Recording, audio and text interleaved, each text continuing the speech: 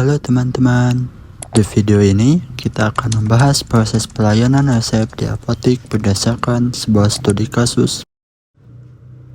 Jadi ada seorang pasien bernama Tuan Idris berusia 62 tahun yang datang ke apotek Bakti Kencana dengan membawa resep dari dokter spesialis penyakit dalam.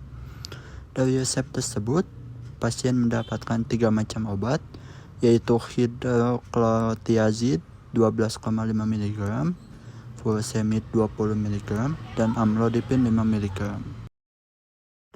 Sebelum obat disiapkan, apoteker tentu tidak langsung menyerahkan obat begitu saja.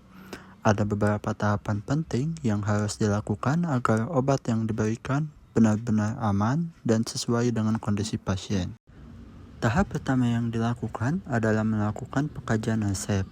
Pada tahap ini, apoteker mengecek aspek administratif, farmasetik, serta pengkajian klinis. Disinilah apoteker menilai apakah terapi yang diberikan sudah sesuai dan aman bagi pasien. Pada kasus ini, pasien memiliki riwayat hipertensi dan mendapatkan terapi diuretik serta antihipertensi. Hidroklotiazid dan furosemid termasuk golongan diuretik yang bekerja membantu mengeluarkan kelebihan cairan dari tubuh. Sedangkan amlodipin berfungsi untuk membantu menurunkan tekanan darah. Pada proses peracikan, apoteker menyiapkan alat dan bahan terlebih dahulu. Alat yang digunakan harus dalam kondisi bersih, kering, dan steril. Obat yang diracik kemudian dihitung jumlahnya. Hidroklotiazid dan amlodipin diambil sebanyak 7 pcs dan furosemid diambil sebanyak 14 pcs.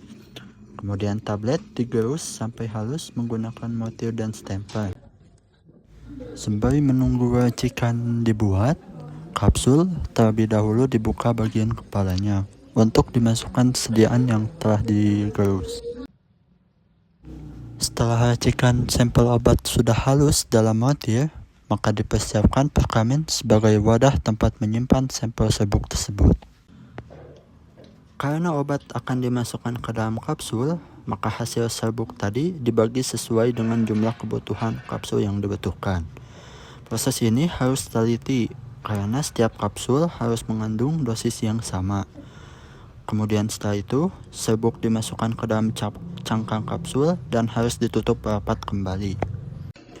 Penutupan cangkang kapsul ini bertujuan agar melindungi sampel obat gerusan tersebut dari kebocoran, kerusakan, dan menutupi aroma, rasa, serta bau yang ada dalam kapsul tersebut. Setelah kapsul sudah siap digunakan, tahap berikutnya adalah pembuatan etiket.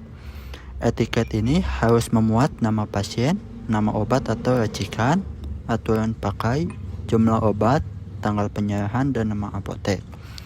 Untuk obat racikan kapsul, aturan pakai harus ditulis jelas, sesuai hasil kesepakatan pasien. Selain aspek etiket, apoteker juga diharuskan membuat salinan resep. Salinan ini penting sebagai dokumen pelayanan farmasi. Isi salinan resep harus sesuai dengan resep yang asli, namun disesuaikan dengan obat yang benar-benar diserahkan kepada pasien. Jika terjadi perubahan bentuk sediaan melalui kapsul, maka informasi pada salinan resep juga harus mencerminkan hasil pelayanan yang telah disepakati. Setelah semua obat selesai disiapkan, apoteker melakukan pemeriksaan akhir. Pemeriksaan ini meliputi kecocokan nama pasien, jenis obat, jumlah obat, dosis, aturan pakai, etiket, dan hasil racikan. Tujuannya untuk menghindari medication error sebelum obat diserahkan, dan kemudian dilakukan tahap konseling lebih lanjut terhadap pasien. Sekian video compounding dari kelompok kami. Mohon maaf apabila ada kesalahan. Assalamualaikum warahmatullahi wabarakatuh.